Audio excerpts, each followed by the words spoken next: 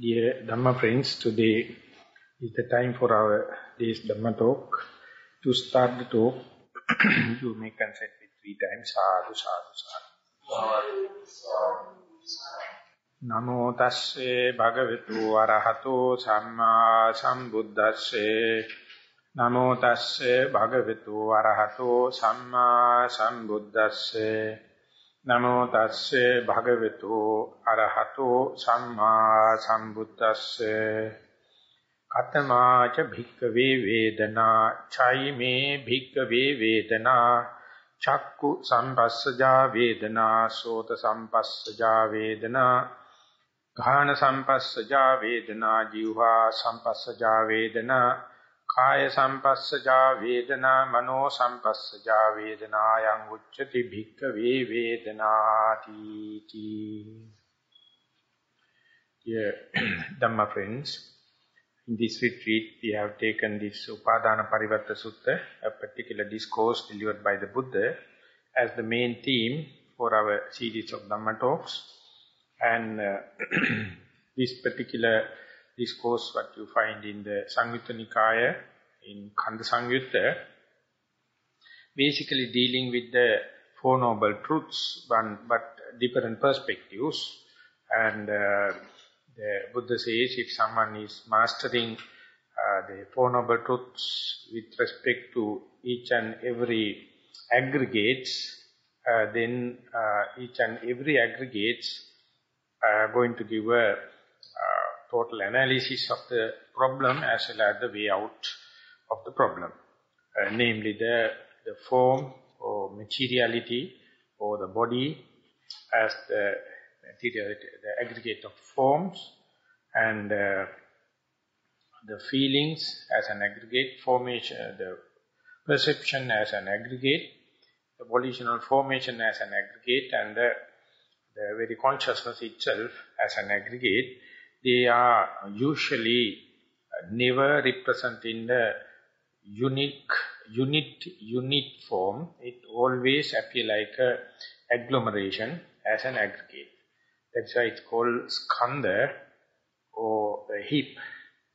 So whenever the agglomeration going to happen, that whenever it is going to appear as a unit or entity, it's a completely different picture when you cut into small, tiniest part. So those who have known this analytical power, they take the whole body as a one heap, one entity, one being, one man, one woman, one animal, something like that. Or the mountain or a tower, whatever may be.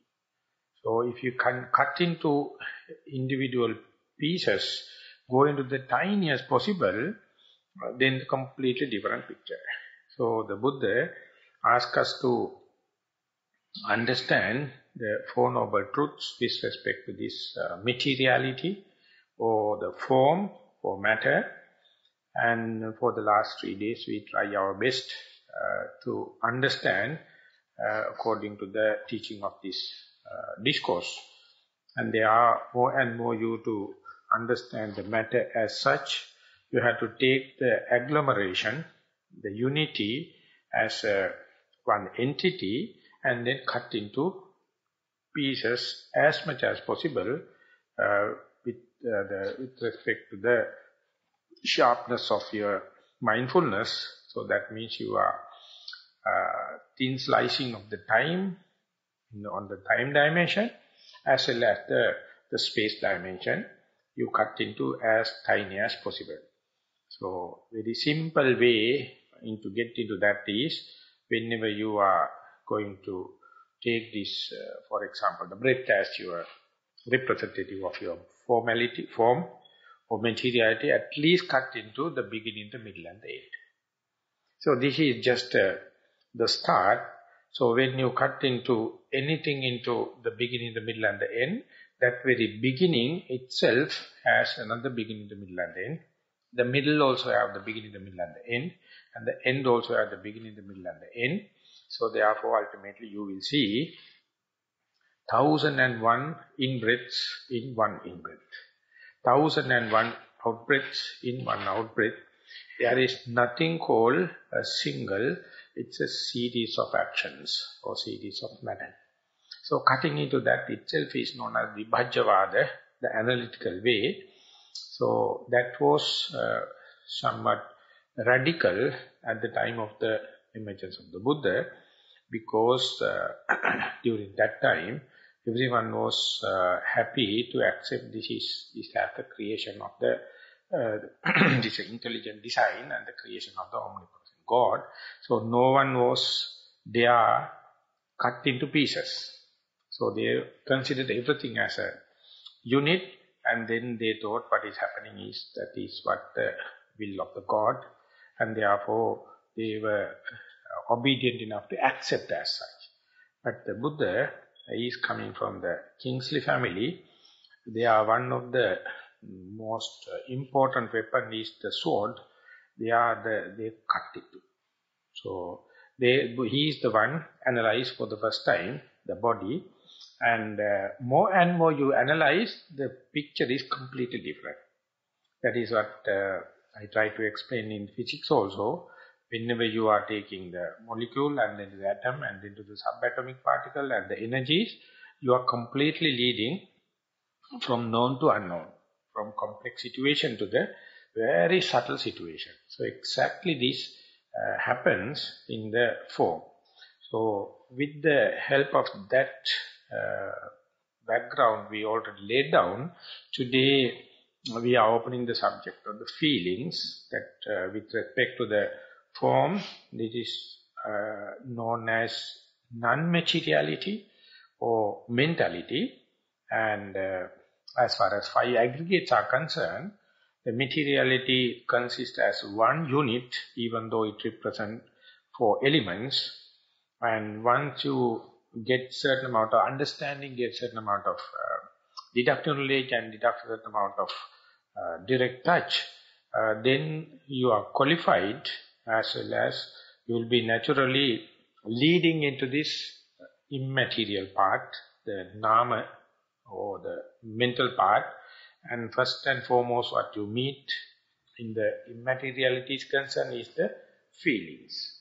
So here the Buddha asking each and every one of us to analyze the feelings as such with respect to the Four Noble Truths. That first and foremost, to understand what does it mean by the feelings according to the teaching of the Buddha, or how, or in the sense, feeling, whatever it may be, it is nothing but suffering. Whether you call it as a painful feeling or pleasurable feeling or no pain, no pleasure, it's a kind of a repulse. It's a kind of a agitation in the pool. So therefore, the understanding feeling itself is understanding the truth of suffering. So with that respect, the Buddha is asking, according to the Buddhist nomenclature or definition, what are the feelings? And he says there are 6 feelings.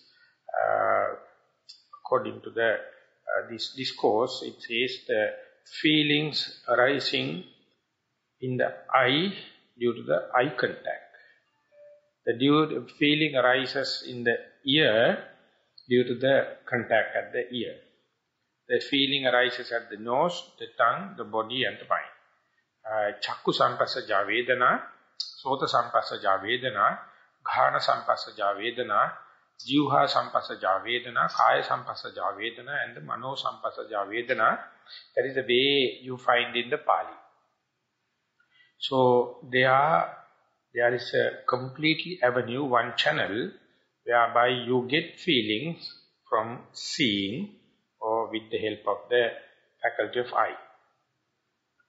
That you see beautiful, ugly and no beauty, no ugly, the medium type. And with respect to the ear, you get good sounds, bad sounds and no good, no bad sounds.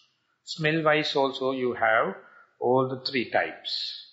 And the taste buds are concerned, the tasty, not tasty and the medium type. As far as the touch sensation is concerned, the comfortable, uncomfortable and medium. As the pet thoughts and the philosophization and the ideas, likings and disliking concerned with the mentality, there is a likings and disliking and in between kind. So all these six, the Buddha recognized itself as truth of suffering. That is a kind of a challenge for the people, those who are thinking in their hedonic line, where the pleasure principle. They are always trying to maximize the pleasure, thinking that is something desirable, that is something away from suffering, or the liberation from suffering. But they are, according to this categorization, even if you are going to see a beautiful scene, even if you are going to hear good music, desirable, and or smell, or taste, or touch, or pet idea, all indicates a kind of suffering. Leaving aside the bad sight, or bad sound, or bad smell, bad taste. So therefore, whatever it may be, arising out of these six faculties, recognized as suffering, truth of suffering. And one being means one of the other faculties are in action, as far as he or she is living, specifically as far as one is awakened. But very carefully, the Buddha has mentioned Chakku Sampassa Vedana, that whenever the eye contact going to take place, the Vedana going to happen. So these appear like just theoretical presentation, but it explains a very deep reciprocal action. That means you have to understand, whenever the eye going to have the contact with the visual object, the mind is fully engaged with the eye. Whenever the mind is fully engaged with the eye, you are deaf. You can't smell. You can't taste. You can't feel any sensation, tactile, or you can't think. So you have to understand, even though we are endowed with, facilitated with six organs, the mind, you work in the unitary way, unique way, it can, in a given thought moment, support only one faculty. So then only the contact as such can take place. So therefore, as far as mind is engaged in seeing, you become a seer. Whenever you are becoming a seer, definitely you become deaf, you can't smell, you can't taste, you can't touch, you can't think. So there, very easily you can say, out of six, invariably you have to select one. Selecting one means rejecting five. And that itself is a very novelty one to understand. Unless otherwise you can't slice your time, you will think you at a time you are with whole six kind of sensations, and that is why you feel rich, you feel filled, you feel full ego idea. But if you see, it's just mere fixing up events, thought moment by thought moment. At a given time, mind cannot be used in two faculties, so therefore you cannot be in a given time, in a given thought moment, both as a seer and hearer. So that itself is very scientific, if someone to observe it. For example, when you are in walking meditation, we'll say that you are walking in the from here to there, and walking that if you are thoroughly engaged in walking meditation, if the situation is conducive for you, you can feel the touch of the feet, the left leg, the right leg, the left leg, the right leg. And when it is happening, and if you are having a long path, definitely you can see, though the attention is with the touch of the leg from the heel to the toes of the right leg and the heel to the toes of the left leg, always you feel there are some thoughts in the background. And sometimes you may hear the sounds are also in the background. Or sometimes you may feel the sensation of the other parts of the body, what you are wearing, the clothings are touching on your this thing, and wind come and give some blowing and kind of thing. They are there.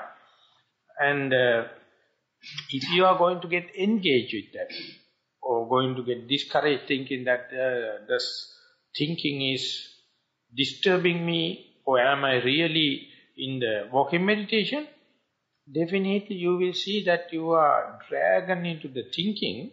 Moment you go into thinking, your right leg, left leg, you are dropping. So therefore, instructions are given, even you feel like there are background thoughts, even if you feel like outside sounds, even you feel other sensation of the body, if your attention of your applying thought is assured with the left leg than the right leg, you can still keep your balance and you can keep on be mindful on the walking meditation. That does not mean there are no sounds. That does not mean there are no sensations of the other body and the thoughts. But you can still keep the track without falling down in the in-breath and in the left and the right. So that means your attention decides, or in a sense a trained mind can decide which one to give the priority. So therefore, more and more you to practice, you can see amidst of all the sensation, amidst of all the impingements, if you are trained and if you are well prepared, still you can win the game. You can maintain the mindfulness. So that indicates whenever you are going to worry about the background thoughts, whenever you are going to worry about the external sounds, whenever you are going to worry about the other bodily pains, you are rather inviting them. You are rather rejecting the primary object. This happens due to two reasons, maybe. One thing is, when you keep on walking, the primary object becomes very dull.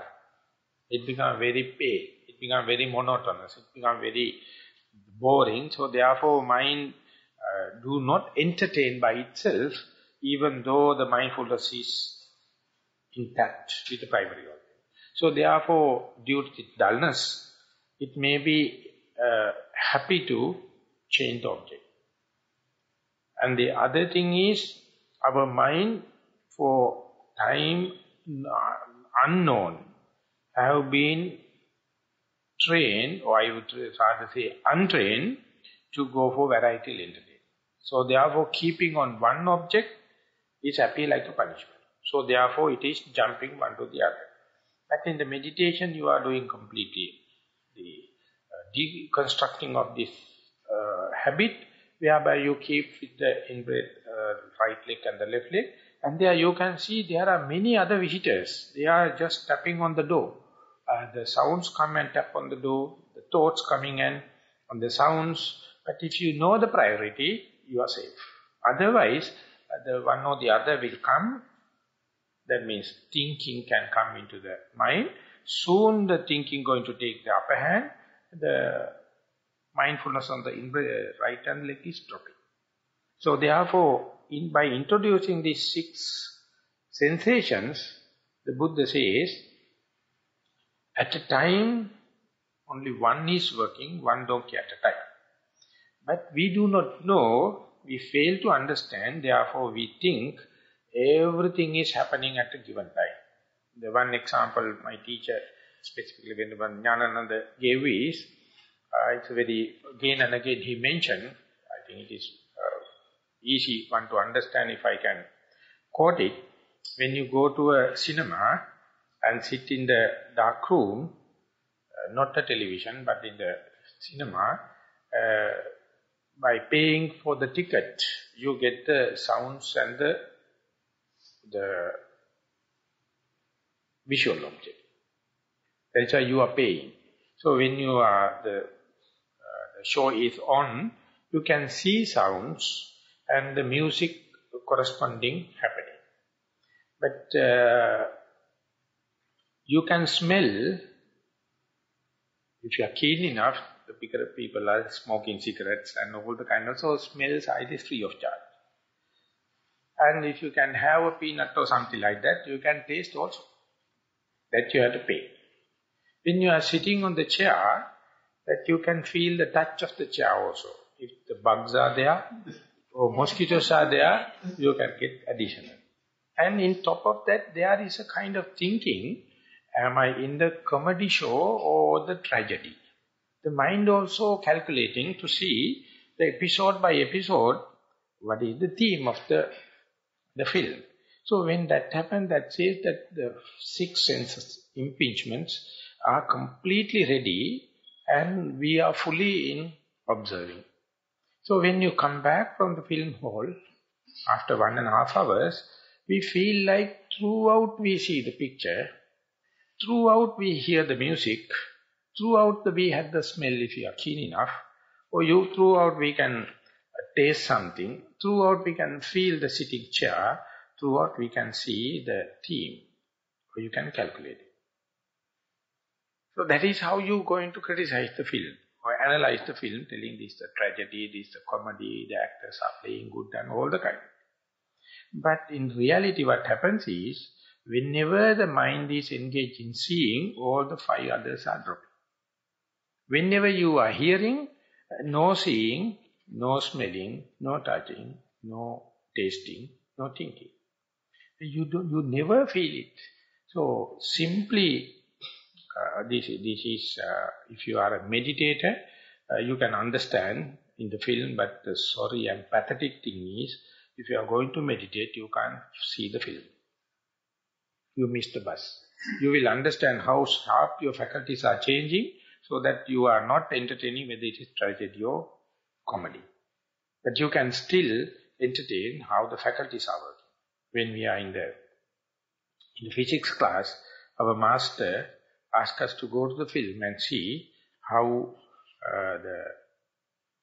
the beam come and touch on the screen, and there you can see actors are playing black and white or 3-dimensional or colored or whatever maybe. But if you look at back towards the beam, you can see in the smokes in the smoke, it is conical shape, it is coming from the projector. And you go back to the projector, it is maybe 1 square inch of bright light. And there are also the same movements are there, but you can't discreetly say this is what is happening till that beam go and touch and hit on the silver screen. There only the manifestation happen. But it is coming from the square inch. And there also movements are there. And when it is coming as a cone, you can see in the smokes, these things are happening, but you can't make it out till the touch happens. And if you go still behind, he wanted to show us the projector. Then he told, before that, you have the celluloid. And the celluloid is the one adding all the movements, one slide or one episode after one episode. And behind the celluloid, there is a cam, and it makes sure at a time it flash a white light and then give a darkness. And again give a white light and give a darkness. And that is how one slide come, and then a darkness is splashed, and then again the bright light come, again the darkness happen, again the bright light happens. So during the darkness only we see the animation of the film. If you are going to see only the white light, then no animation can take place. So, the cam itself indicates 50% of the time we are in the darkness. But we don't see it. In the film, we don't see 50% of the time we are in the darkness. We see throughout the light. We see throughout, we are seeing, hearing, smelling, touching, and all the kind of things. And ultimately we think that the director is preparing a film to give us the tragedy or comedy. Ultimately you are the director. You are the one manifesting and preparing the film, and there are some slides coming, and our mind is preparing it as an animation, and we see, hear, touch, and all the kind of thing. But at the time, it is happening only one. So therefore, the feelings are concerned. We are at the bottom of an ocean of feelings. It's full of feelings. Which one we are feeling at the time is completely independent, completely personal.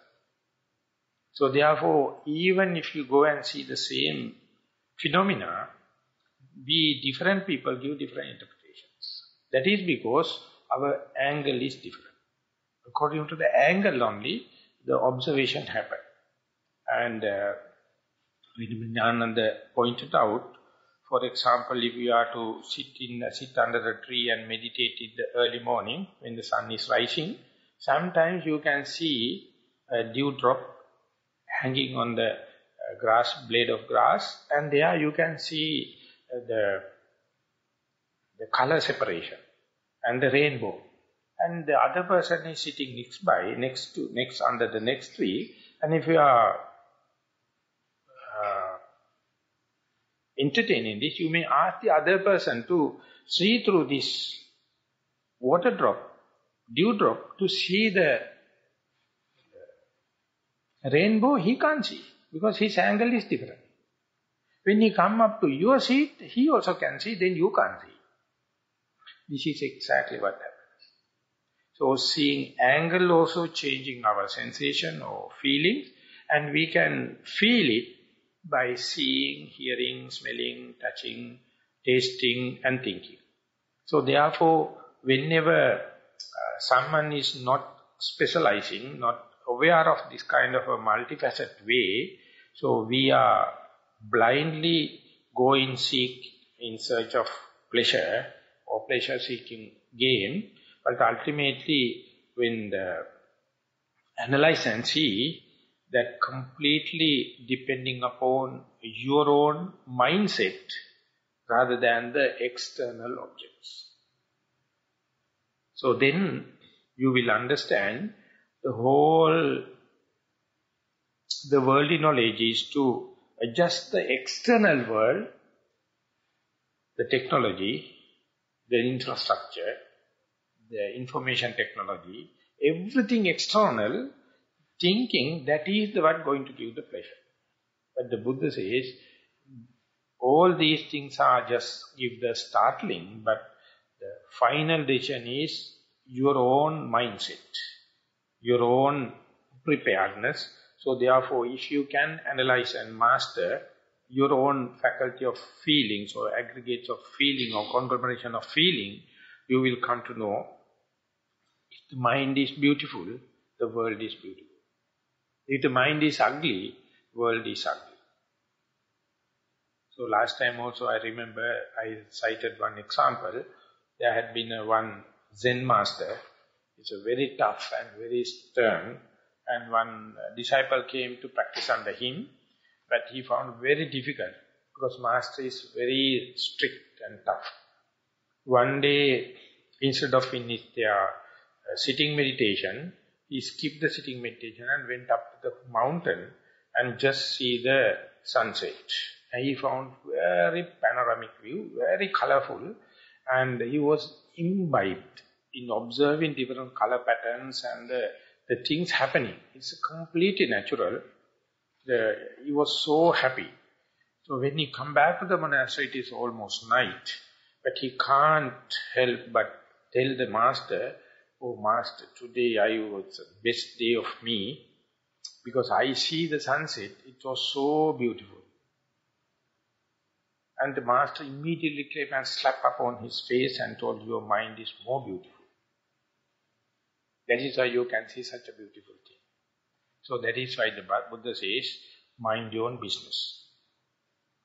Instead of preparing the external world and expecting this and that for the continuity of the comfort, if you can understand how the mind is working specifically towards the sensation, it is much appreciating and apprehending what a wonderful machine we are operating without having the handbook. We are pressing here and there the buttons. Accordingly, it gives certain amount of changes, but never we master it.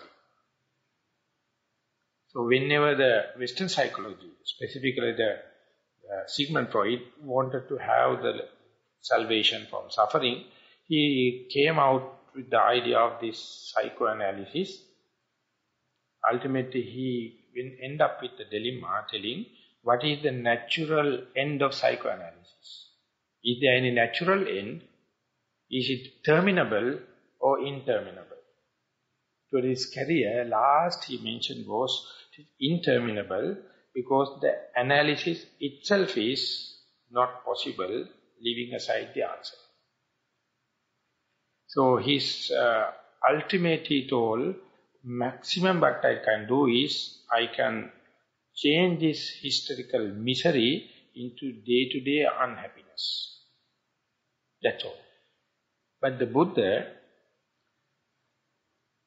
so before that, the Sigmund Freud had no any idealistic healthy mind. He can't fix it out. He can't think about, and even the medical science can't think about the ideal healthy body. That you can't figure it out according to the Western way of analyzing. So recently they went on research or the dialogue or a discussion on the destructive emotions, specifically after the attack on the World Trade Center, with the suggestion of His Holiness Dalai Lama, and all the best scientists came under one roof to discuss the destructive emotions. And they accepted, so far they have analyzed so much of patients which have so much of psychological problems, but they never thought about the ideal mind. Healthy mind is never thought about in the Western way. So instead what the Dalai Lama suggested was, take a Lama who has practiced so much of hours and they put into the MRI, fMRI, and they found completely different graphic explanation how their brain is working. For the first time, the scientist was astonished to see what is the healthy mind. This is also not exactly the healthy mind, but the Eastern people can think about what does it mean by the healthy mind. West never thought, because their machines and the doctors and the philosophies completely depend on the sick mentality and sick body. But the Buddha, in his analysis, he gave completely description as to this very body itself is a misery. This feeling itself is a misery. The perception itself is a misery. The mental formation itself is a misery. Mind itself is a misery. So if we want to annihilate, or if we want to emancipate from that, he came out with the bold answer that the Arahant is the ideal situation whereby one can understand what is the healthy mind and what is the healthy body is. But West is still find difficult to figure it out according to their terminology. In that sense, the Vedana, the feelings, have a very dramatic change. In the sense we can say, the approach to the Vedana from the Eastern point of view and the Western point of view are still find very difficult to merge each other. But in a sense, we are lucky because now these two are coming each other little by little. There's a very limited number of people trying to bridge them each other. And in that sense, the analysis of the Buddha towards the Vedana is very radical. It is going to give a comprehensive analysis and a complete answer. And the thing is, for the Western thinkers or Western kind of thinking people, it appears like a mystics. But the Westerners, lucky enough, they went further as much as possible to analyze the human misery in terms of the physical and mental the disturbances or diseases. So therefore, when you are reading, you can understand how difficult, how much would have been the understanding of the Buddha to give complete analysis as far as these four aggregates are concerned. So therefore, first and foremost, one has to understand is, there are 6 kind of feelings or 6 bases. All these bases alternatively changing according to the time series, unless otherwise you are very sharp, you will think all are happening at a time. If that is the case, definitely your observation is wrong, your inference is wrong. So that is why the Buddha says, to start your meditation, to start your mindfulness, close at least 5 faculties and pay the attention for only one. That is why when we are sitting in meditation, you are being asked to close your eyes and asked to go to a silent place and asked to not to entertain smelling and talking or eating. Just let the body to be without any volitional action and just pay attention. They are only the best way you can develop the mindfulness. But when mindfulness is continuing, when the mindfulness is becoming hard and fast or steadfast, definitely the bodily feelings are going to happen. You can't do away with that. So therefore, whenever the feelings happen, you have to take them as raw materials for your experimentation rather than hating them or rather than try to avoid them. So therefore, whenever someone needs to deal with feelings, they have to get a kind of a distance. Otherwise, very difficult to understand feelings. In our circles, I remember in Nilambe, they used to say when the surgeon is operating a patient, they have to get a clinical distance from the patient. If the surgeon is going to understand the patient's difficulties or pain, they will get emotionally connected, they will lose their professional skills. So they have to get a clinical distance. Exactly the way when you are practicing meditation, slowly, you have to get a distance from the pain. So in order to get that, you must have a certain amount of mindfulness already developed on the materiality, then only be aware of the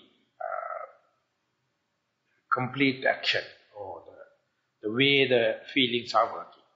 So if you are not getting if you can't get a distance from that, that means you are so engaged in the sensuous pleasure. So that is how you are breaking your precepts.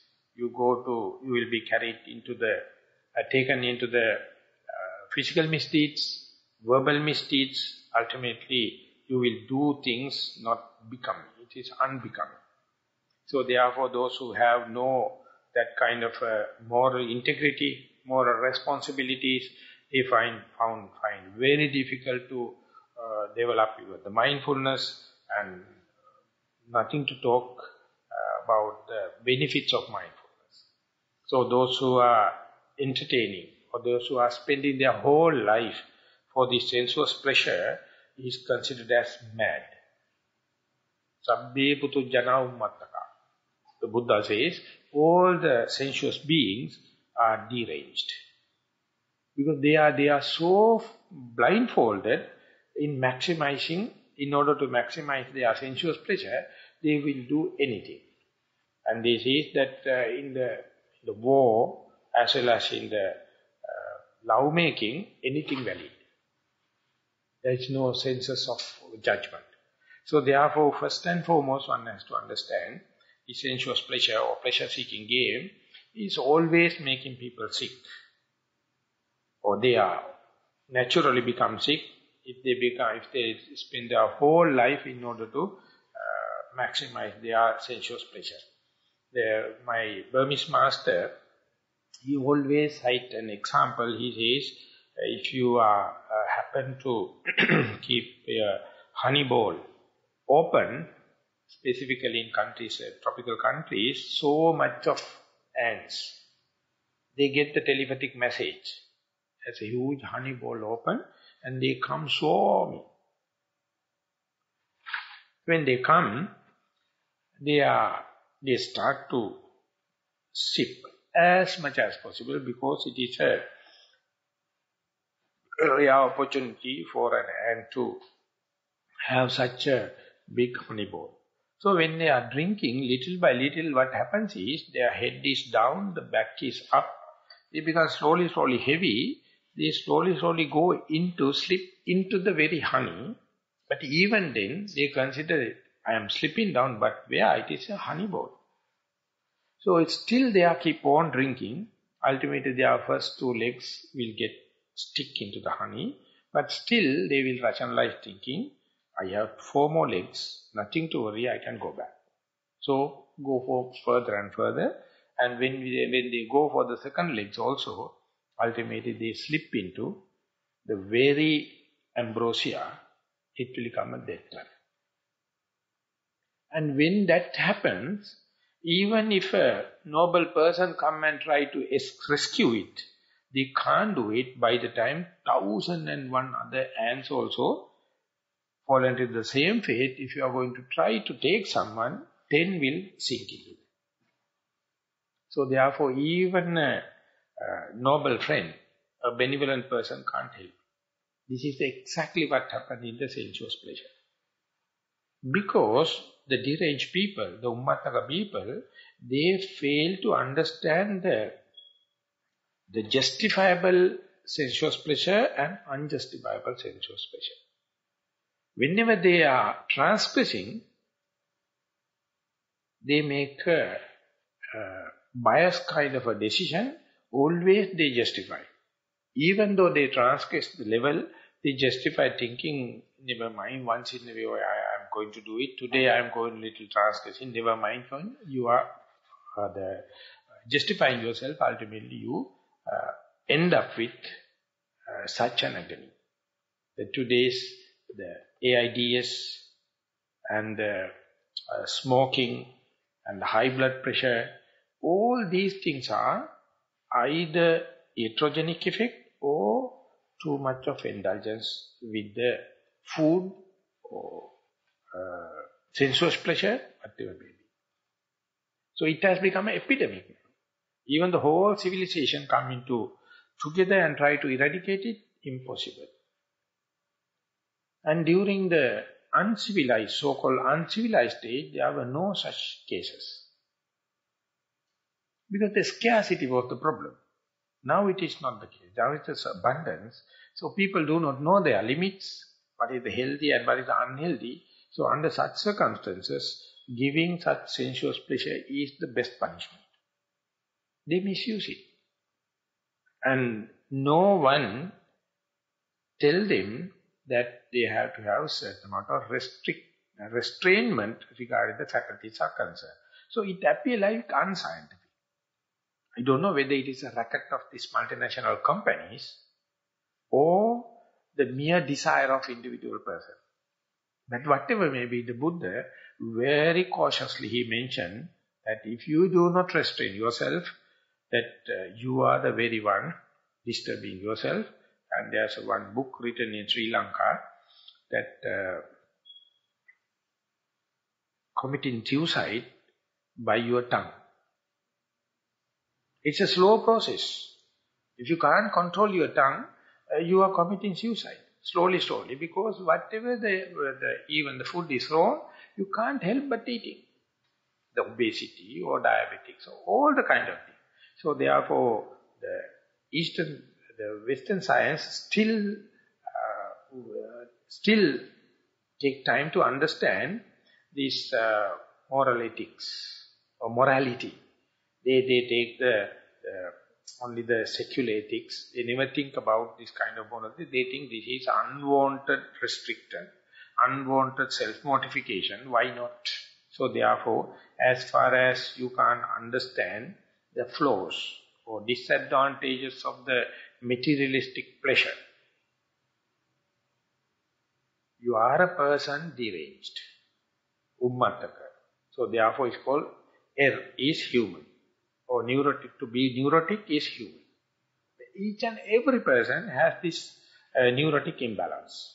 So that is why the Buddha says, Sabbhe putujjana ummataka, and therefore no government or no religious leader can give a common prescription for people to restrain themselves from the sense pleasure. Because it appears like interfering in their own personal psychology. Appear like commandments. But out of compassion, Buddha presented, this is the way you have to understand the materialistic pleasure. And as far as you are in this materialistic pleasure, not only you are disturbing your physical health, not only you are disturbing the mental health, you are preventing yourself from this immaterial pleasure. Because those who are really engaged in this materialistic pleasure, they never think about meditation, they never think about the good side of the concentration or mindfulness, because they don't have enough time. So much of appointments, ultimately each and every appointment is leading to disappointments, never mind, they find very difficult to allocate time for this kind of a meditation. And in the meditation, what you do is, you close your faculties. As I mentioned, the ears, the eyes, the nose, the tongues, and no no volitional activity, you just observe the breath or the body. And that is how you are going to develop the mindfulness. So that is completely going against with the people, those who are busy in sensuous pleasure. And not only that, even if you have time for this concentration type meditation or serenity type meditation, each and everyone can't get a substantial amount of concentration or substantial amount of mindfulness. So whenever the concentration going to happen, the Buddha, he prescribed it as the concentration is the way to the immaterial pleasure. The kind of happiness you are going to get in this concentration is not due to visual objects, not due to sounds, not due to smells, not due to tastes, not due to the comforts, or not due to any philosophical ideas. It is due to absence of them. No sounds, no taste, no vision, no smelling, no touching, no thinking. So it is therefore called immaterial pleasure.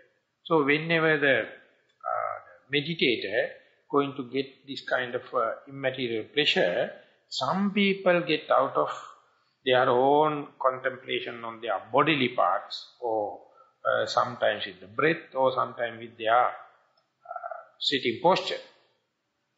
Maybe other objects also.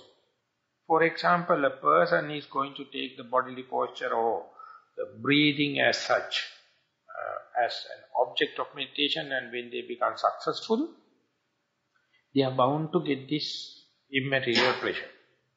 So when the immaterial pleasure happens, definitely a person who can earn it will put it in a higher valuation than the materialistic pleasure. The materialistic pleasure has so much of flaws, so much of disadvantages. Compared to that, the immaterial pleasure has nothing to pay something. Even the government can't tax you upon that. This government is taxing anything on the immaterial pleasure. They are masters. Any material pleasure you are going to get, they get their portion. That when you are going to the immaterial pleasure, government can't tax you. And it is coming out of no money necessary and not necessary to go somewhere, you can have it. But even then, according to the teaching of the Buddha, this immaterial pleasure itself, one has to see not the lasting one, not the end result. So instead the Buddha came out with Avedita Sukha. No, there's a kind of a pleasure unperceivable. So these appear like irrational. If something unperceivable, how can it be a pleasure? So that is why when one day when the Sariputta was explaining it to the monks, he told there are three kinds of pleasures: materialistic pleasure, immaterial pleasure, and pleasure which is unperceivable. Then one monk asked that Bhante, if it is unperceivable, how can you categorize it as a pleasure? So Venerable Sariputta told, whatever may be perceivable is suffering. So therefore, unperceivable thing is the one lasting, not subject to any changes. So that is why Buddha is verily recognized this as the lasting pleasure or the Nibbana. So in the meditation, we can come up to that, or we can experience with our direct touch. And if you perceive in a correct way, you can understand this Avedita Sukha. For example, say that when you are meditating, we are going to get the breathing very subtle and going to get the beautiful breathing. Breathing becomes very, very calm and quiet, and your attachment to this pleasure is invariable. And whenever the bodily pain going to happen, you hate it, considering it as enemy. But in the Chula Vedala Sutta, often I am quoting, and they are the Bhikkhuni Dhammajiva, that means an Arahant nun is being questioned by her ex-husband, also a monk. He has come up to the Anagami level, that's the third fruition, but the nun is fully fledged Arahant. The Visakha, the ex-husband, is asking, that is interrogation, questioning. Dear sister, what is the pain and pleasure of the painful feeling, pleasurable feeling? It appears like a quite irrational question, but it has a depth. That is why the husband is asking, what is the pain and pleasure of the pleasurable feeling? And then the sister Dhammadina is telling, oh dear Visakha, whenever the pleasurable feeling arising, it is pleasurable. When it is disappearing, it is painful. But you can't see these two facets because you have the underlying tendency of desire for the desirable feeling. So therefore you fail to see the disadvantage of the pleasurable feeling. That means when the pleasurable feeling is disappearing, it is pain. But you never see it, because you are bewildered. You are taken away by this undercurrent. So therefore, if you can manage to see, whenever the pleasurable feeling happens, there's a kind of magnetic desirability. If you can observe it, you will see the beginning of the pleasurable feeling is good, middle also good, the end is suffering. And then the Upasaka, Visakha, the Visakha is asking, is not the Upasaka, is a bhikkhu, is asking, oh dear sister, what's the pain and pleasure of the painful feeling? Then verily the sister Dhammadina is telling, oh dear Visakha, when the painful feeling is, when it is appearing, it is painful. When it is disappearing, it is pleasure. But you can't see it Because your mind is always hating, the underlying tendency of hatred is bewildering you, coloring your mind. Therefore, whenever the painful feeling happens, you develop unhappiness. So therefore, you can't see, you can't perceive its disappearance, and the disappearance is the pleasure. I think this is quite rationally, one can understand with the deductive knowledge, but the point is not that. The Visakha is asking the Sister Dhammadina, what the pain and pleasure of no pain, no pleasure situation. This is very, very tricky. Because most of the people even do not know that there is a no pain, no pleasure situation. Adukkama sukha. But Sister Dhammadina is very clearly says, whenever the no pain, no pleasure situation happens, if you know it, it is a pleasure. If you do not know, it's a pain. The underlying tendency is the ignorance. So that is what happens in between the in-breath and out-breath. There's a gap. Gap you can't feel. It is not touch. You can feel it because your mindfulness is not so sharp enough. So it is always a black box. It's always a dark hole. So whenever the breath is going to happen, in-breath to out-breath, out-breath to in-breath, at the beginning you see the gross area. So the Buddha says, in order to familiarize yourself, to bring your attention, bring your sharpness to the lower layers or very sharp layers of the sensitivity, see the beginning of the in-breath. See the beginning of the out-breath. More and more you go to the beginning part, you go somewhere the unperceivability to the perceivability range. And that is also changing according to the sharpness of the mindfulness. And more you go there, you find between the in-breath and out-breath, always there's a gap unperceivable. From the out-breath to in-breath, there's always a gap unperceivable. Whenever that happens, mind becomes bewildered. Mind feel like slipping off. So, but if you train yourself to see the beginning of the in-breath and the beginning of the out-breath, and ultimately you will see the end of the in-breath and the end of the out-breath also. That is what we call seeing the breath from the beginning, the middle to the end. Ultimately, whenever you become mature enough, the total process of in-breath and out-breath become subtle and subtle. When it becomes subtler, the feeling that you are going to get is more towards the no pain, no pleasure. So there itself, your mind become completely incomprehensible and mind become bewildered and agitated as to what is going to happen. Am I really with the breath or am I sleeping? Or am I unmindful? Am I unconcentrated? So therefore your untrained mind is questioning your own meditative results. But therefore you have to go prepared with your so much of trial and error. Then only you can go to the deepest layer whereby we can say subtlest point of the breath, where you not sleepy.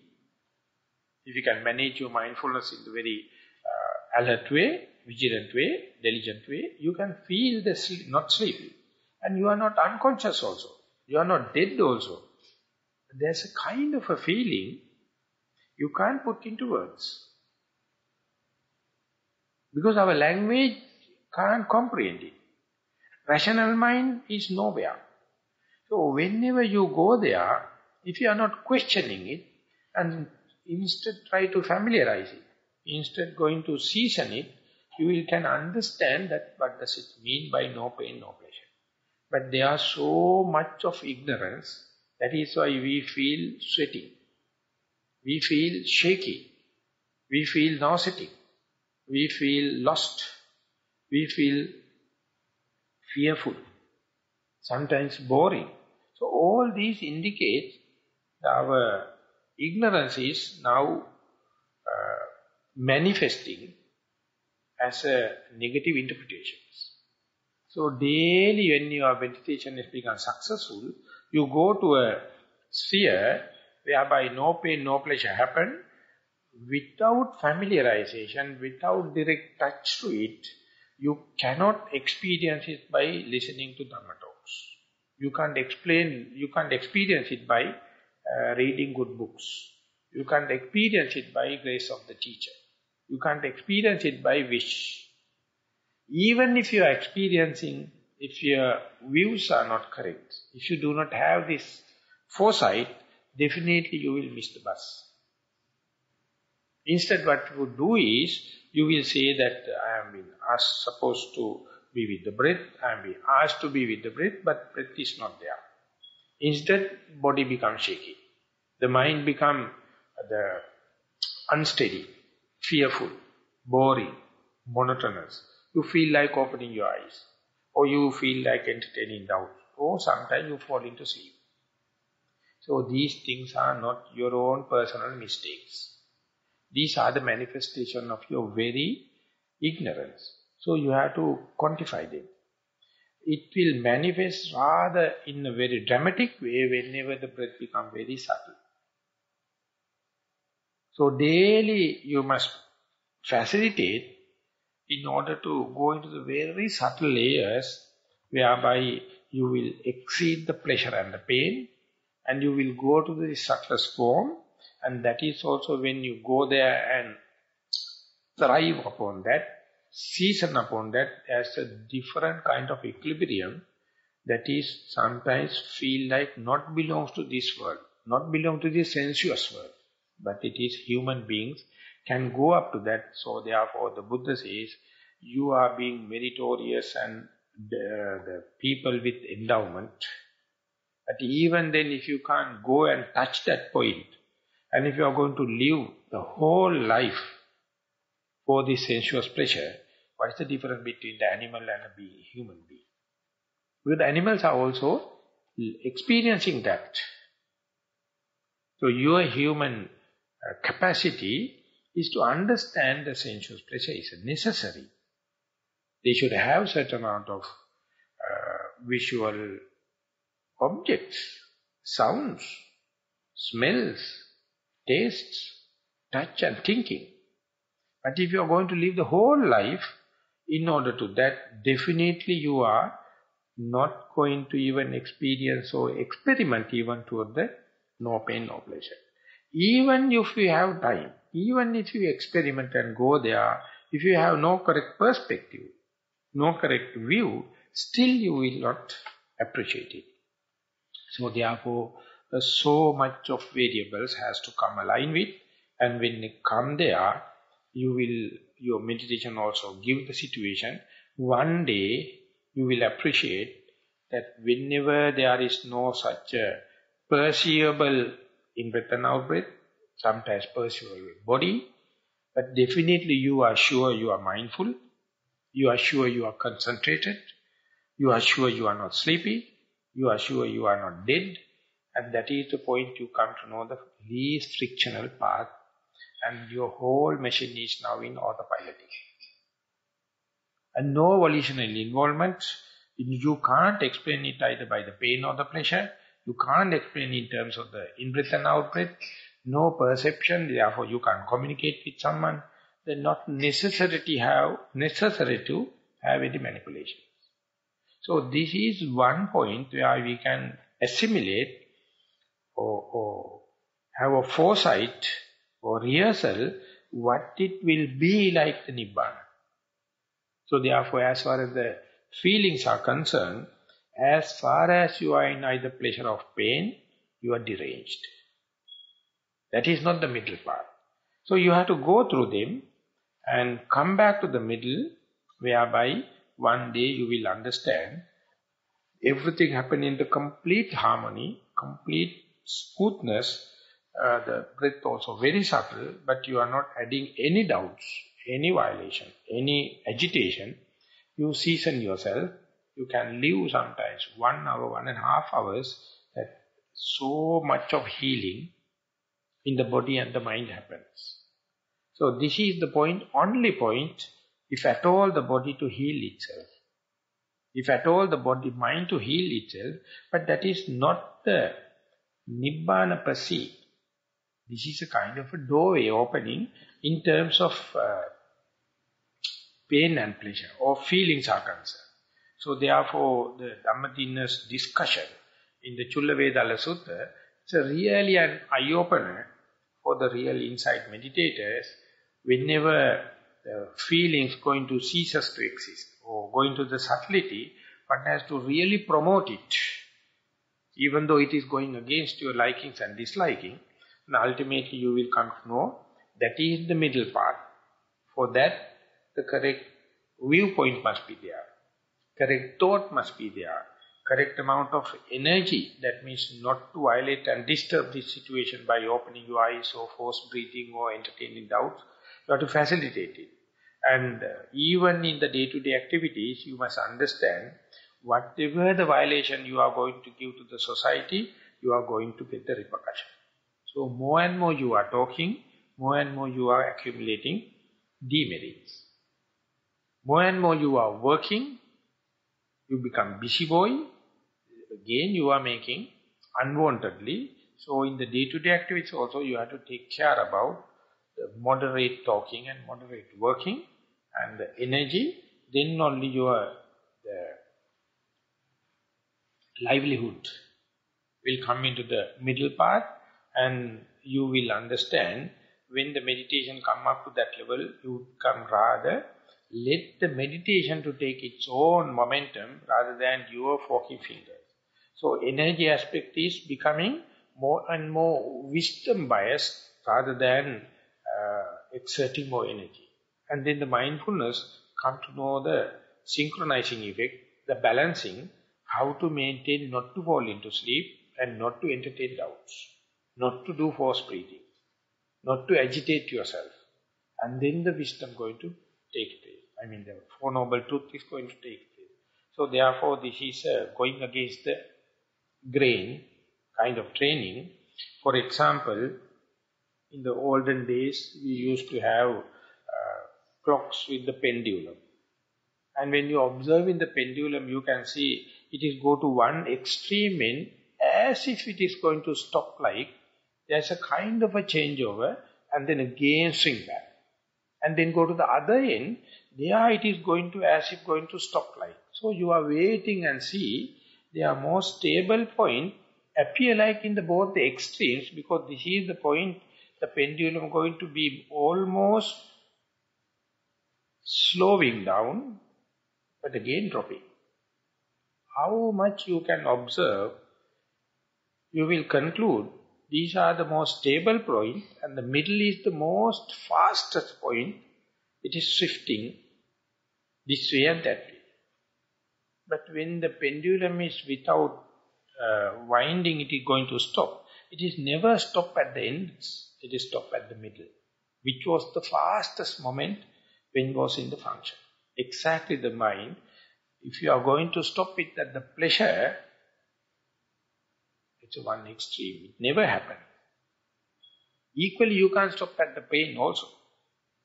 If it is going to get the rest or harmony, only it is happening at the no pain, no pleasure. But for the hedonic people, those who are in the pleasure-seeking game, never think about, never comprehend the no pain, no pleasure as a gateway.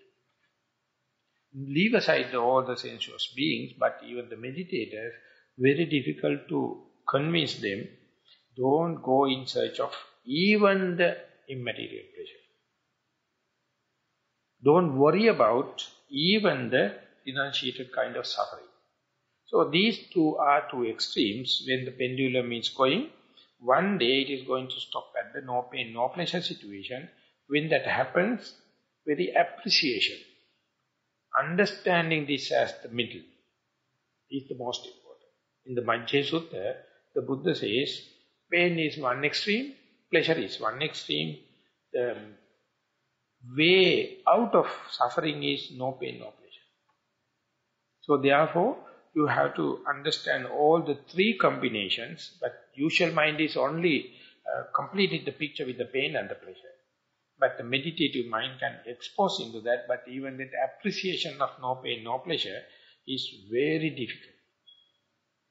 Then only you can understand why the Buddha came out and say three kinds of the feelings, the materialistic kind, and the non-material kind, and unperceivable kind. Unperceivable kind is the one, avedita sukha, and that is the point you never appreciate, never crave for any pleasure. So therefore you are not hitting with the pain. Ultimately you come and rest in the middle. Usually the middle, no pain, no pleasure, never go to our memory. Our memory record only the pain and the pleasure. Whenever the no pain, no pleasure happen, the memory goes blank. That is why sometimes in the meditation you get all of a sudden jerks, an awakening like thing. That is the point, just before that you have been in the no pain, no pleasure. So mind read it as a slip, or like a black box, or like a dark hole. So this is a very good sign that my meditation is now leading to some kind of subtlety. So normal mindfulness is not enough. You have to double-fold the mindfulness. Mindfulness is steadfast as to see how our perceivability drops into unperceivable levels. And again, how it gains into the perceivable level with a shock. So more and more you practice, you will understand each and every breath have this gap. And when the Krishnamurti is going to give his speeches, he says, between two thoughts, this gap is there. Between two feelings, this gap is there. Between two perceptions, this gap is there. Between two volitions, this gap is there. But you are always, by overlooking, missing the gap. We are jumping from one to the other. So that is the function of the desire. Desire hooking up each other from the peaks. Never allow the minds to go to the valley and see the middle part. So therefore, choiceless awareness has a big meaning over there. Whether the painful pleasure feeling happens, you must be aware. When the pleasurable feeling happens, be aware. And if you can keep the counts, to isolate your painful feeling and pleasurable feeling in a day, I will challenge you, you can't account for even 10% of your time. 90% of your time you are in no pain, no pleasure.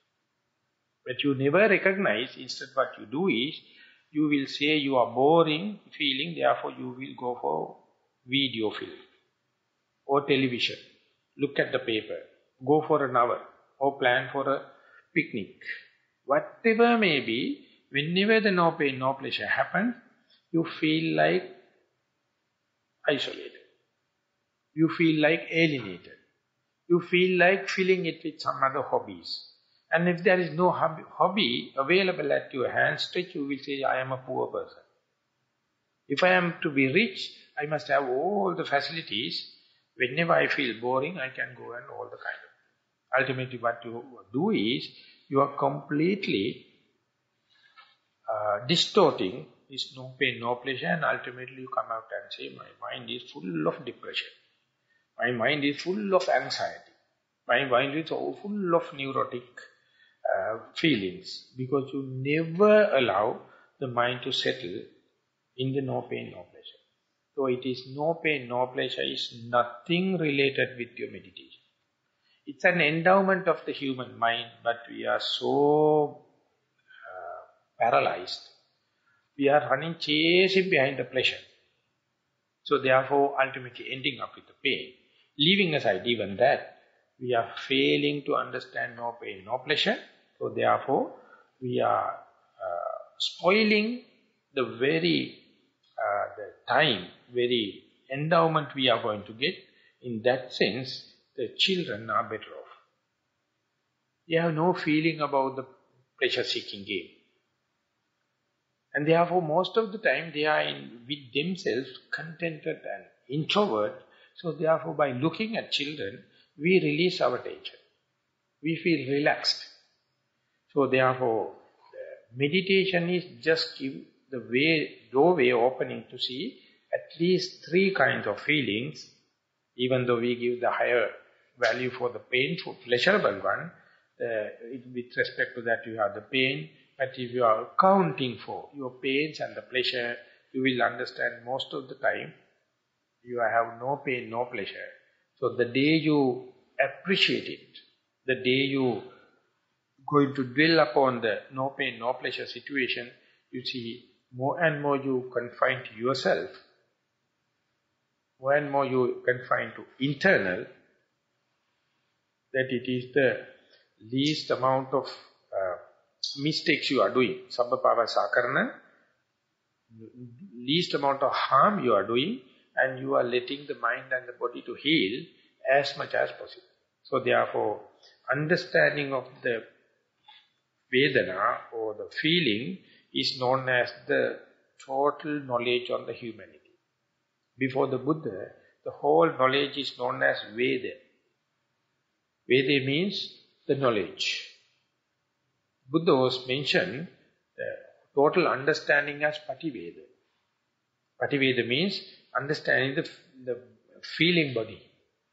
Whenever you are going to understand the feeling body, don't discriminate the good feeling, don't discriminate the bad feeling, and then only you can understand no pain, no pleasure kind of feeling, and that time you will see we are all the same.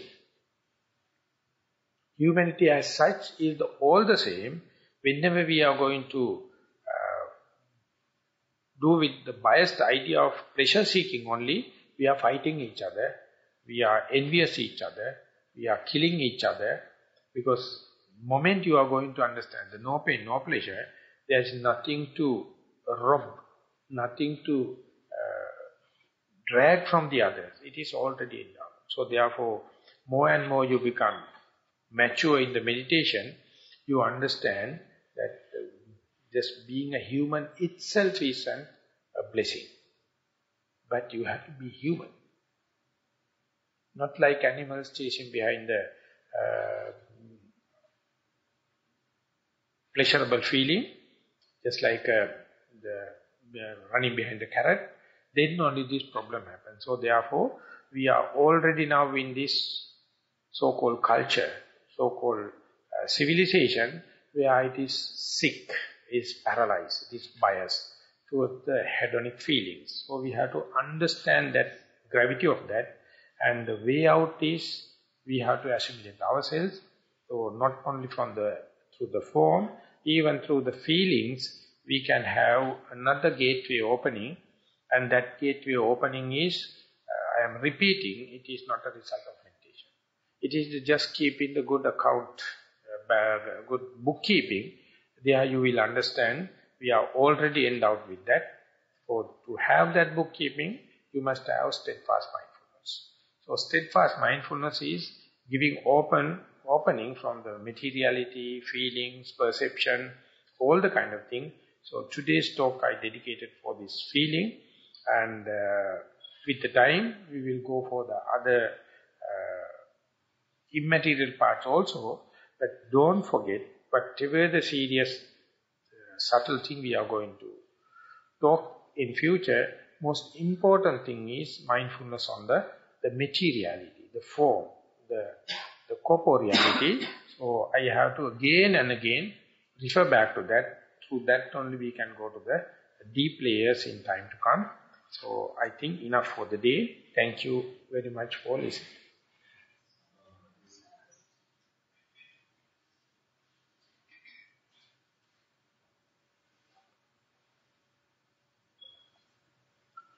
We have taken, I think, almost 1.5 hours. So I would like to ask if you have any questions or any kind of statements or any criticism or any remarks. We can take little time for the discussion.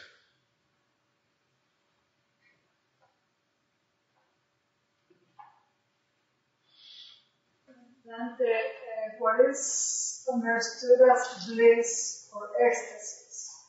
Is that the same as pleasure? Is a heightened form of pleasure or more desirable, especially, let's say, form of pleasure, bliss, or ecstasies. So it depends on the definition that you are going to give. I think there's a drug now called ecstasy. What? There's a drug. Yeah. So that is also an ecstasy. Yeah.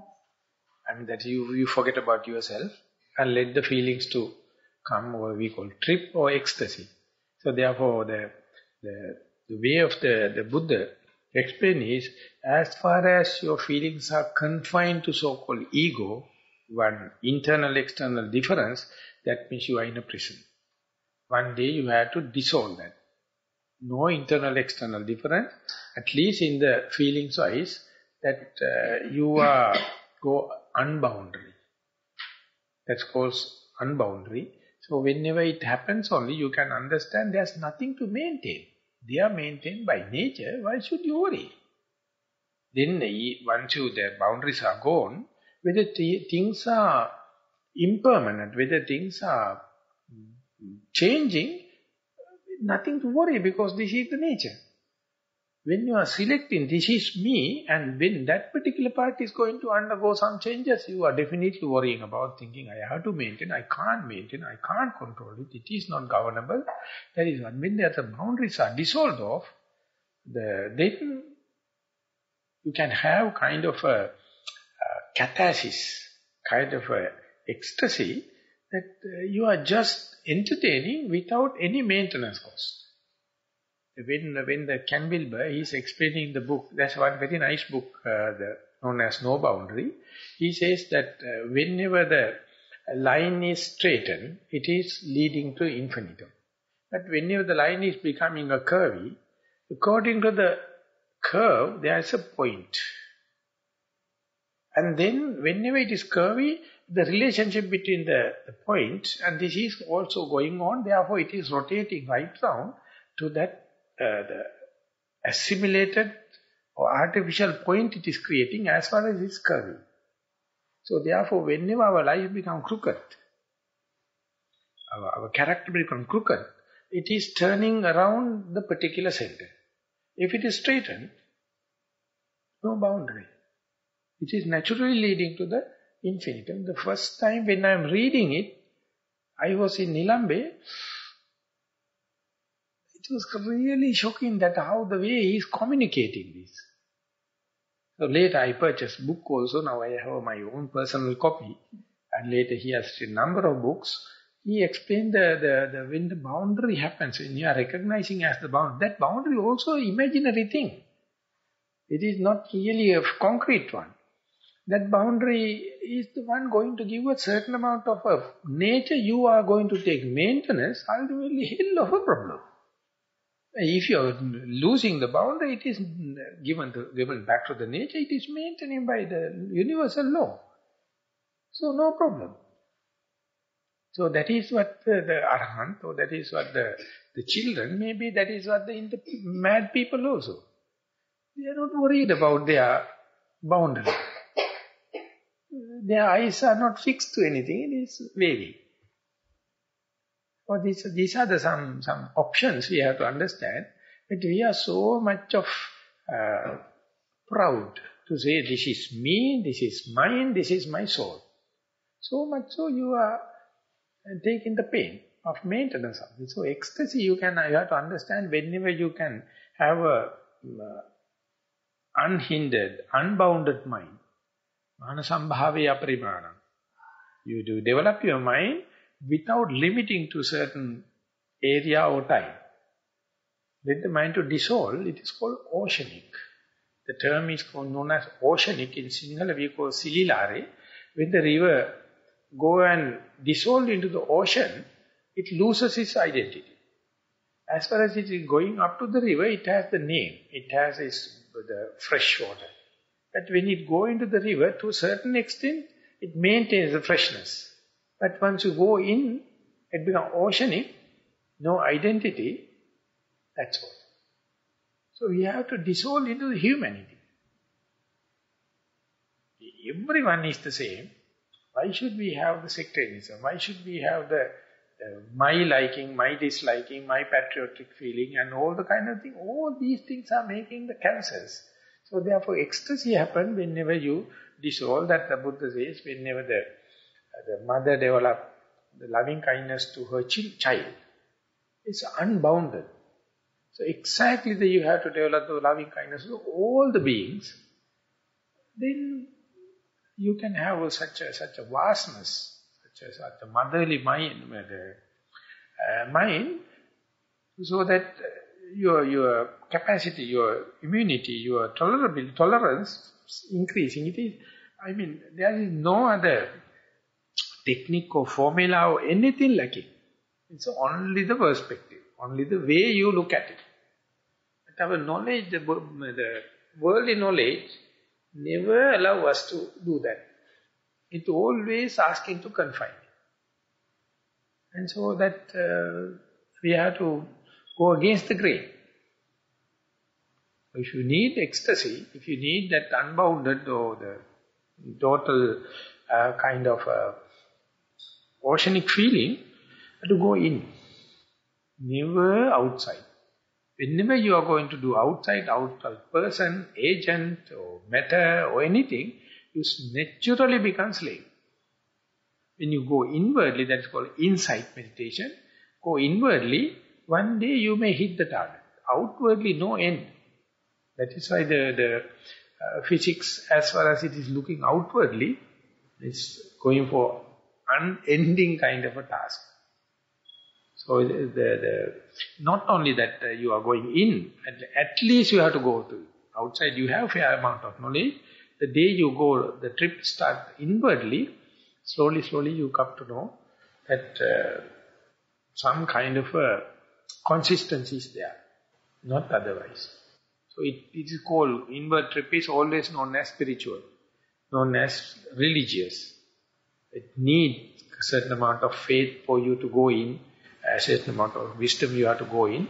So that is the only compassionate thing you can do towards yourself. Only well-being you can think is to be with yourself, be here and be now.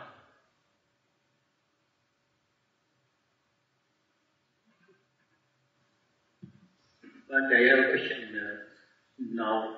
When the breath settles and when you don't have the feeling, when you lose the feeling, is that the area that you mean the gap, that you enter into the gap until you come back, until you get the breath back?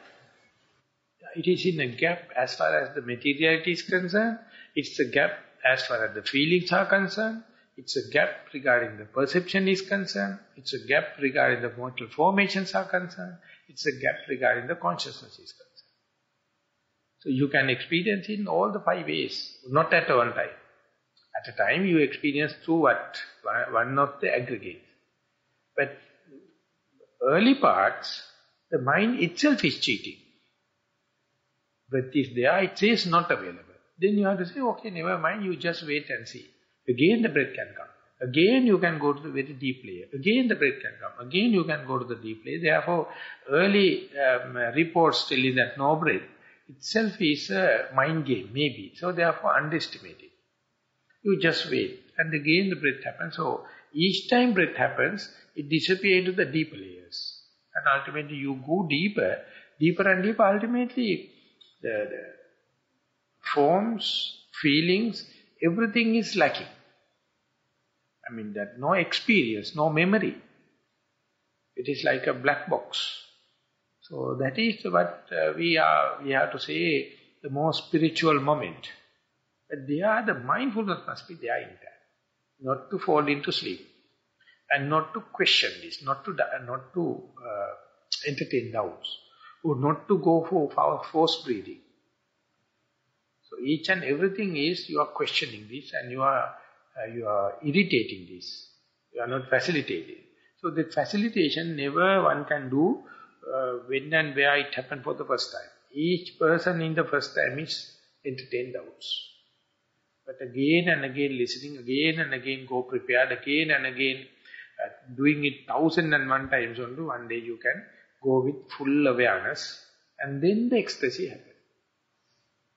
Due to your appreciation. Otherwise it is happening, but as far as you are not appreciating, no gain. Nothing, you can experience in the positive.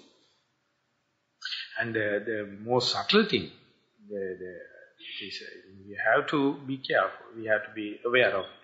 When you go up to that level, you have to understand how much mental balance should be there. If someone is inferiority complex or superiority complex, what will happen? The madness will be double. Definitely, that is what happens if you don't have the moral integrity. And if you have no physical the strength, you can't tolerate it. The body is shivering because you are going to go to a different sphere. And if you have no due faith, no way. They will interpret it in a very, very destructive way. So all the other things must be very cooperative. And you must have the boldness. You must understand you are going against the grain. And it's a kind of a sacrification. Not with wish, not with the book knowledge. It's a direct touch. And once it happens, you are not the same person you are getting up. Your value system is definitely going to a different dimension. Even though it is not going to a big outlook, your value system, liking and disliking, is completely reshuffled. And when it happens again and again, it becomes slowly, evolution, kind of evolution going to take place.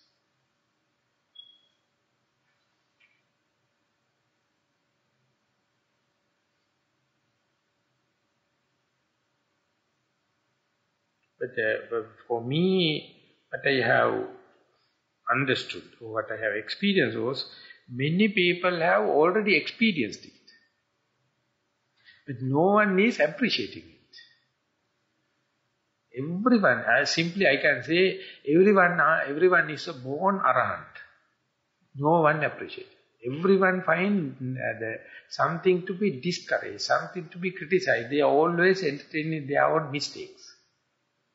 They never entertain, we are in the Buddha's era, we are in the human world, we have our faculties intact, we have good friends, we have good Dhamma, we are practicing. So Buddha says these are the most rare things. We are doing everything, but still we disqualify ourselves. We find we are not ready to see a reason to be glad under any circumstances.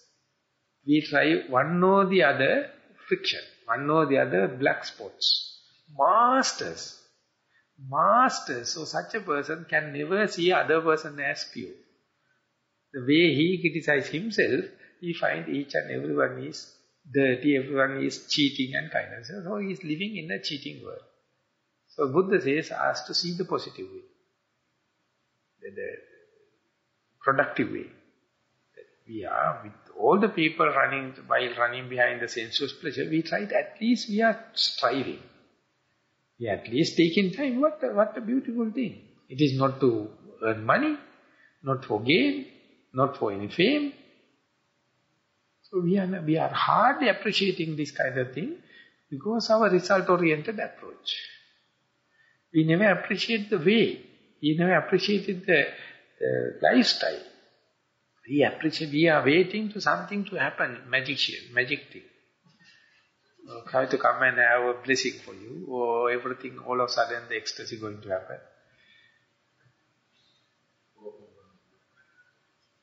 Magic.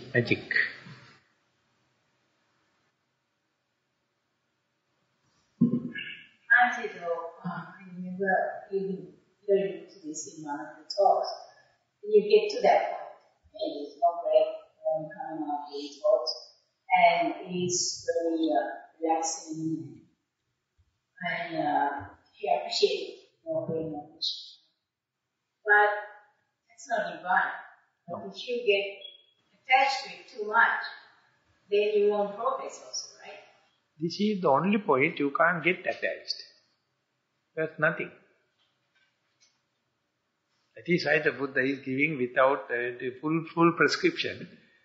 That is something, there's no matter, no feeling, no perception, no volition involvement, no mind, consciousness. So therefore there is nothing. If something is there, you can get attached. This is something that for the first time, you see nothing, relatively, of course relative. So this is something like you are at the end of the diving board or the swimming pool. It is shaky. Now only you can put a somersault and jump it. But you are at the edge now. But still you are at the edge of the world, edge of the materiality. So daily when you go there, refinement happens. Daily refinement is very slow. So very, very slow because we are thinking in rational way. We are thinking on the materialistic way. They are very difficult to comprehend the progress.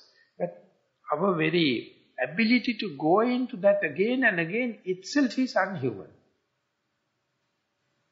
It's not a fame gain and the money kind of thing. So you know there's an escape there. So you master it. When you are doing, so your whole effort is against the grain. Because other people are behind something. The money, fame, gain, or sensuous pleasure, whatever may be. But here, so therefore there's no problem of attachment over there. So if kind of attachment can happen, that can be appreciated. It's good attachment. Because it's attachment towards nothing. Because it's healing the mind. It is healing, not the mind or the body. But if such a person is living, the whole society is going to get the good vibration. Because he is setting an example away from the materialism, away from the consumerization, he earned happiness. So all the other people are consumerizing. They are on the materiality, they are fighting each other, one-upmanship and tension. But here, that person is sitting in the middle, full happiness. Others are running right round, searching the happiness. More and more they run, they will be chased away from the center. And the world is not empty of that. There are some, all the time, there are some kind of people, they are well contented. They are contented here and now, not what is going to happen. Not going to search some more, not going to experiment some more. See what is lacking here, what is lacking now, what is lacking in my humanity, full-fledged. If you are looking from the lacking point of view, 1001 things that is coming at the materialistic list. But the spirituality-wise, we are endowed with, we are given with, so we never appreciate it. We are just like the donkey behind the carrot. We expect at the time we can get the carrot. So we are chasing behind. So ultimately the master's work is being done. He will be pulled the weight. Yeah, one book, when I go to the UK, one friend came and offered me, the book is known as Enough. You must understand how to say enough. So we have been asked to not enough. We are always craving and crazy for all the kind. Instead, see the possibility to see enough. Or the Pollyanna says that you must try to find a reason to be glad under any circumstance. So it is so much of reasons are there to be glad. So it's called glad game. You read Pollyanna? I gave for all the children one copy, e-copy, and there's a very nice film also. I think that America is showing that film in each year. Because it's a very nice, very productive, it is not only for the children, even for the elders it is very good. Written in very good English. You must learn how to say enough.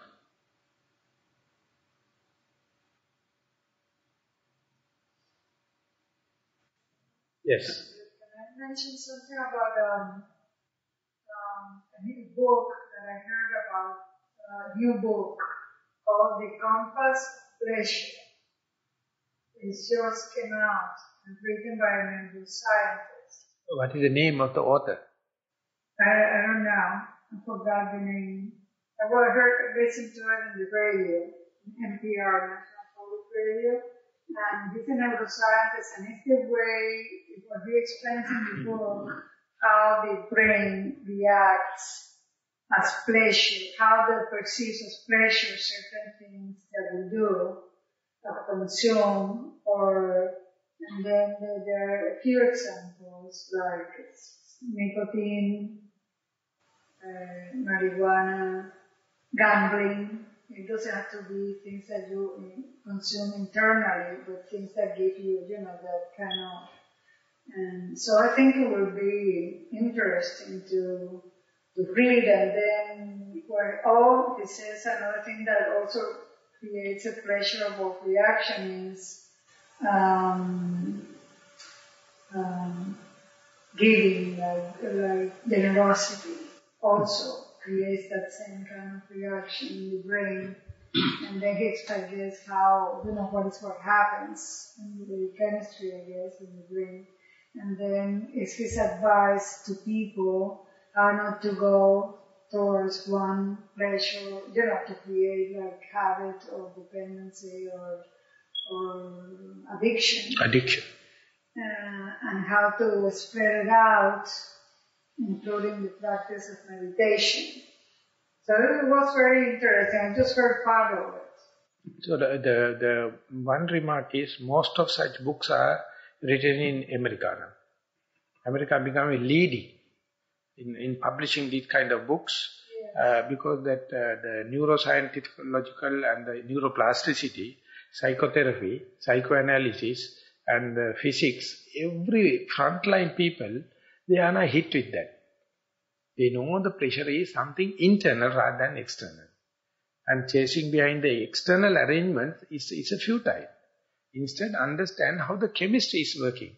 So very nicely it has been presented. The one day the Sigmund Freud, Bertrand Russell, he has got a toothache and he has gone to the dentist. And it's a young girl. He asked, dear sir, where is the pain? And he has told, my daughter, my pain is definitely in the brain. But you better remove that bloody tooth.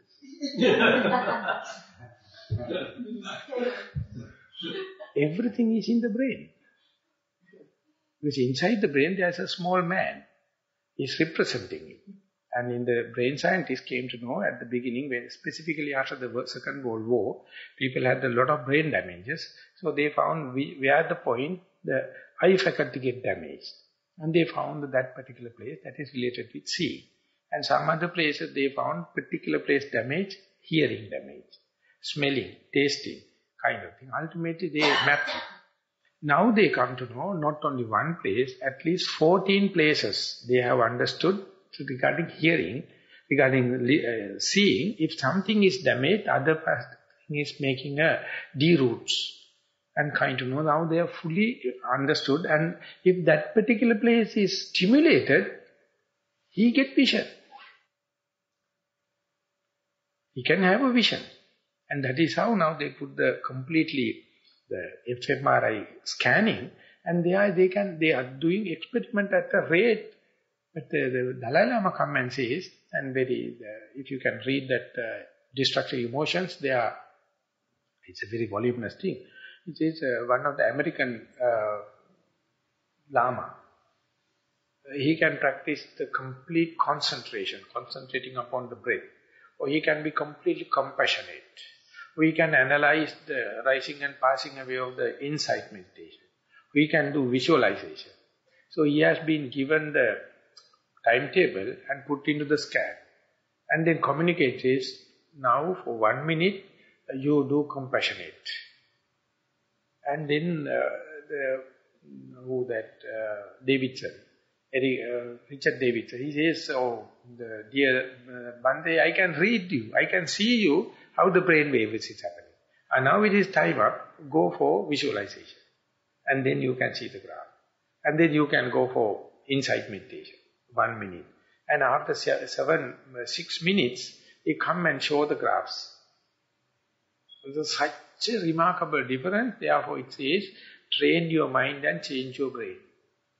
If you can train your mind, whatever the original setup, you can change your brain. So that is why I am telling, sometimes people are joking with me. After a certain amount of meditation, each female become male. You don't feel, you don't consider as you as a male or female, you being as a person. So up to a certain extent also, the woman fight, woman live and all the kind of thing. After a certain day, you find, what is this? Why should we fight against something? Because our basic nature is the same. So that particular person has put into different tests. And everything is remarkable. It's given a very thundering sound after a remark. And how the brain is going to work. And all the kind of thing, I find that tolerance level, once they develop, so they are least distant. And it has a measurable. It is, you can see in the machine itself. So there is no other thing, only the contemplation, only the meditation. So therefore it has become so. Specifically the John Kabat-Zinn, he is asked, giving his age in 4 years' time or 5 years' time, mindfulness will be the best-selling medicine in the world. Because no side effects, no after effects. Healing all the medicine, every other medicine is now going to understand the iatrogenic effect. The side effects and after effects are so much complicating. And therefore, sometimes the whole hospital you have to close, because there are some germs are going to overtake, you don't know how to compare. Because germs are growing more faster than within 3 days they are living and dying. The humans who develop one antibiotic take for 15 years. So how you can overtake the germs? But the mindfulness is here and now, rejuvenating all the time, asking, giving the answer for everything. So therefore it will be there. So we have to teach our children, we have to teach our dear and near ones, mind your own business. That simple way of mindfulness, mind your own business. You are very worried about the dear and near ones and the society and blah, blah, blah, your nation, your country and all the kind of thing. But at the deathbed, what will come at your rescue? Nothing. So therefore, mindfulness, it's such the lasting message for 2600, still it is proliferating.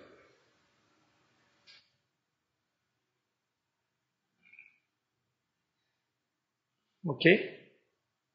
So now it is 9:20. So today is our 4th day, the retreat. So far it went without any friction. So we must be thankful for all the people